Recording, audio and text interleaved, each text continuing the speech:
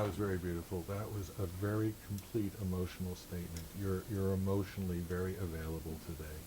Your feelings are very on the surface, and it made for a very compelling performance. And when you did make mistakes, you got back into the feeling quickly. You didn't let the mistakes take you out of the experience of the piece, but you managed to stay in the piece. So this is I mark this as a very good performance because emotionally it really was moving the entire time. This piece moves me. I think about the melody all the time. When the emotion is felt that deeply while we're playing, what do we do when we get to spots where the emotion doesn't translate into knowing what the Yeah. notes are?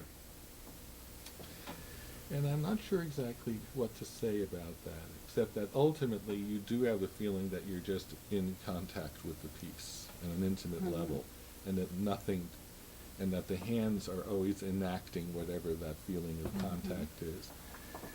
But another thing that you could do, which may seem a little bizarre, is to take some of these chords out of context. Like I'll pick here, the first note in that measure. Can I just out of the blue play that? Here, how about the and of 2? Oh my. Okay. Yeah, I'll play this spot. I'll play the last chord in that measure. Doesn't even have to be in any There's a certain spontaneous way my hands take the chords. It's not set up ever really to do a certain sequence of chords. Whatever I would do, let's say, to play that last chord there, the end of measure 13, that's basically what I'm going to do whether I play it by itself or whether I'm in the middle of playing through the whole piece. When I get to that spot, I'm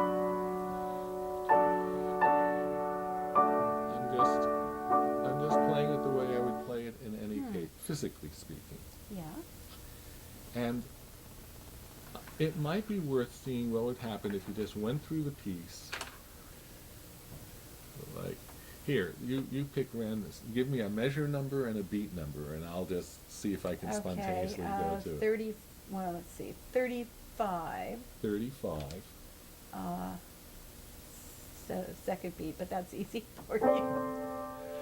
Well, but that's what I want it to be. I want Okay. I want to suggest the trivial ease of doing that. Okay. And Oh, that's and a that good it, idea. and it could be come that way for you. Right now, you probably have to sort of do a lot of thought to separate that out.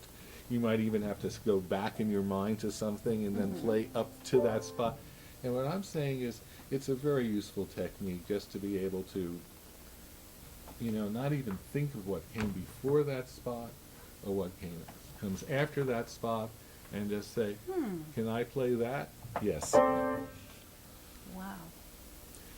And again, this isn't for musical purposes. This is for physical purposes. My hand knows how to take shapes. If I want to hold on to the piano there, it knows how to do it. If I want to rest it in my lap, I know how to do that. If I want to play this chord, I know how to do that. If I want to play this chord, I know how to do that. The hand has no anticipatory sense that it's going to do something. It's placid. It's undisturbed surface of water. It's tranquil.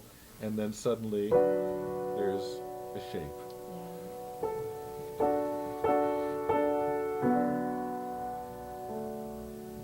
So that's one thing you might do with this. And just pick the most bizarre spot. And you might even, don't even work forwards in the piece. And you can, Yeah. there, there, just in a random order. You want to, it's, again, the being a slave of time. Time is the most important thing in music, so sometimes we have to make a Herculean effort to free ourselves from the tyranny of time.